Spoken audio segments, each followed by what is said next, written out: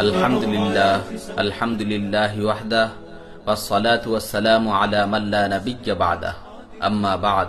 প্রিয় উপস্থিতি, আমাদের ইতিহাস গৌরবোজ্জ্বল ইতিহাস, আমাদের ইতিহাস বিজয়ের ইতিহাস। আমরা পুরো মুসলিম উম্মাহ ছিলাম এক অভিন্ন জাতি, অভিন্ন ভূখণ্ডের মাঝেই আমরা ঐক্যবদ্ধ ছিলাম। আমরা কখনোই ভিন্ন ভিন্ন দেশ পরিচয়ে বিভক্ত ছিলাম না। আমাদের পতাকার মাঝেও কোনো ভিন্নতা ছিল না। আমাদের ছিল এক পতাকা। আমাদের পারস্পরিক বন্ধন ছিল সীসা ঢালা প্রাচীরের মতো। আমাদের সম্পর্কে হাদিসে বর্ণিত হয়েছে, আল মুমিনু লিল মুমিনি কাল বুনয়ান ইয়াশুদ্দু বা'দুহু বা'দা। এক মুমিন অপর মুমিনের জন্য প্রাচীরের মতো, যার এক অংশ অপর অংশকে শক্তিশালী করে। আমাদের কেউ নির্যাতিত হলে আমরা সকলেই একসাথে শত্রুর উপর ঝাঁপিয়ে পড়তাম। আমাদের একজনের জখমে আমরা সকলেই জর্জরিত হতাম, একজনের ব্যথায় সবাই ব্যথিত হতাম। রাসূল সাল্লাল্লাহু আলাইহি ওয়াসাল্লাম আমাদের পরিচয় দিয়েছেন কারাজুলিন ওয়াহিদিন, আমরা হলাম এক ব্যক্তির ন্যায়। কামাসালিল জাসাদ, আমরা হলাম এক দেহের ন্যায়। আমরা কারো এঁকে দেয়া নির্দিষ্ট সীমানার মাঝে সীমাবদ্ধ ছিলাম না। কোনো কাঁটাতারের বেষ্টনী আমাদের মাঝে প্রতিবন্ধক ছিল না। মহান আল্লাহ আমাদেরকে আদেশ করেছেন, ওয়াতাসিমু বিহাবলিল্লাহি জামিআন ওয়া লা তাফাররাকু, আর তোমরা সকলেই আল্লাহর রজ্জুকে সুদৃঢ় হস্তে ধারণ করো, পরস্পর বিচ্ছিন্ন হইও না। আর আমরা মহান রবের এই আদেশ মতোই এক রজ্জুকে শক্তভাবে আঁকড়ে ছিলাম। তাওহীদের এক পতাকা তলে ভ্রাতৃত্বের বন্ধনে আবদ্ধ ছিলাম।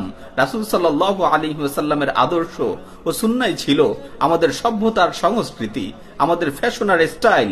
আমরা আঞ্চলিক কোনো রীতিরেওয়াজে অন্ধ ছিলাম না। আমরা এই আয়াতের যথাযথ অনুসরণ করতাম। ওয়ামা আতাকুমুর রাসূলু ফাখুযুহু ওয়ামা নাহাকুম আনহু ফান্তাহু। রাসূল তোমাদের যা দেন তা তোমরা গ্রহণ করো, এবং যা নিষেধ করেন তা থেকে বিরত থাকো। আমরা ছিলাম এক আমিরের নেতৃত্বে নির্ভীক দুঃসাহসী এক কাফেলা। কেউ আমাদের মা বোনদের সম্ভ্রমহানি করবে তা তো দূরের কথা, আমাদের দিকে আঙুল তোলার পর্যন্ত সাহস করত না। কিন্তু আজ কেন আমাদের এই অবস্থা? কেন আমাদের এত রক্তক্ষরণ, মা বোনের এত করুণ আত্মচিৎকার? আজ কি আমাদের পরিচয়? হে উম্মাহ, শোনো, কেন আজ আমাদের এই দশা? সেই শুরু থেকেই আমাদের সুদৃঢ় ঐক্যের মাঝে চির ধরানোর জন্য কুচক্রী কাফির আর মুনাফিকরা সব সময় অপপ্রয়াস চালিয়ে যাচ্ছিল। ধীরে ধীরে তারা নানা অপকৌশল চালিয়ে আমাদের সর্বশেষ ঐক্যের নিশান খিলাফতে উসমানিয়াকে ধ্বংস করে ফেলল। আর তারা তা ঠিক তখনই করতে পেরেছিল যখন আমরা নিজেরাই আমাদের বিজয়ের পথ থেকে সরে পড়েছিলাম। দুনিয়ার মোহে আচ্ছন্ন হয়ে নিজেদের অস্তিত্বই নিজেরা ভুলে গিয়েছিলাম। এরপর এই উম্মাহকে তারা একে একে 57টি রাষ্ট্রে পরিণত করলো। কুচক্রী কাফিরেরা শুধু আমাদের পৃথক করেই ক্ষান্ত হয়নি, তারা আমাদের পরস্পরের মধ্যে বিভিন্ন আয়তনের সীমানা এঁকে দিল। আমাদেরকে 57টি ভিন্ন ভিন্ন নামে অভিহিত করলো। আমরা হয়ে পড়লাম কেউ মিশরি, কেউ লেবাননি, কেউ পাকিস্তানি, কেউ বাংলাদেশি। আর আমাদের হাতে ধরিয়ে দেয়া হলো বিভিন্ন রঙের পতাকা, কারো লাল সবুজ, কারো সাদা লাল সবুজ, কারো চাঁদ তারা, এমন রং বেরঙের তামাশা। এক এক ভূখণ্ডের এক এক রকম জাতীয় ফল ফুল, এক এক ধরনের জাতীয় পশু পাখি, আরো বৈষম্যময় অদ্ভুত কত কি। আজ এগুলোই নাকি আমাদের চেতনা, এগুলোই নাকি আমাদের স্বকীয়তা, এগুলোই নাকি আমাদের পরিচয়। আশ্চর্য যে আমরা একে অপরের জন্য জীবন বিলিয়ে দিতেও একটু পিছপা হতাম না। সেই আমরাই আজ নিজেদের পতাকার জন্য, নিজেদের অন্ধ জাতীয় স্বার্থের জন্য বিচ্ছিন্ন হয়ে পড়লাম। একে অন্যের বিরুদ্ধে অস্ত্র পর্যন্ত তাক করা শুরু করলাম। অন্যের বিপদ দেখে নিশ্চুপ হয়ে বসে রইলাম।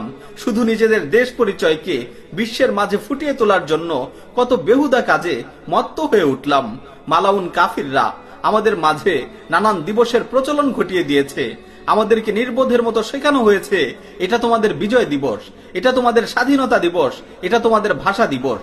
তোমরা এসব দিবস উদযাপন করো, আনন্দ উল্লাসে আত্মহারা হয়ে যাও। ফলে আজ তাই করা হচ্ছে।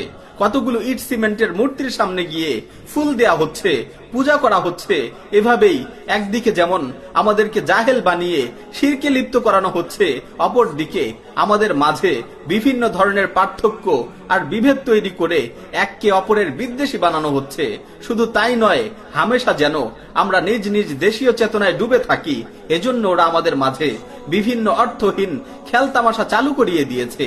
আর আমরাও আজ এসব অহেতুক মাতলামিতে মত্ত হয়ে পড়েছি। চলছে নিজ দেশের সুনামের জন্য ক্রিকেট, ফুটবল, হকি, এমন অনেক অহেতুক ক্রীড়া আর অপসংস্কৃতির উন্মাদনা। আজ নিজ দেশের জন্য গান গাওয়া হচ্ছে, নিজ দেশের জন্য কবিতা আবৃত্তি করা হচ্ছে, নিজ দেশের জন্য শপথ শেখানো হচ্ছে। এভাবেই এক ব্যক্তি, এক দেহ সম পুরো মুসলিম উম্মাহকে কাফের মুশরিকরা নিজ নিজ চেতনা আর সংস্কৃতির নামে কুফরি মতবাদে জড়িয়ে বিভক্ত করে ফেলল। আর এটাই হচ্ছে জাতীয়তাবাদ, এটাই হচ্ছে জাতীয়তাবোধ নামক মূর্তি।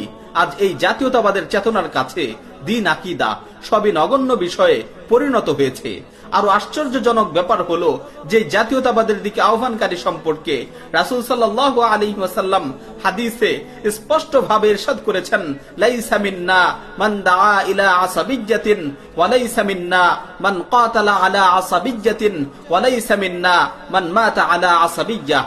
যে ব্যক্তি লোকদেরকে জাতীয়তাবাদের দিকে আহ্বান করে, অথবা জাতীয়তাবাদের জন্য যুদ্ধ করে, অথবা জাতীয়তাবাদের জন্য মৃত্যুবরণ করে, সে আমার উম্মতের অন্তর্ভুক্ত নয়।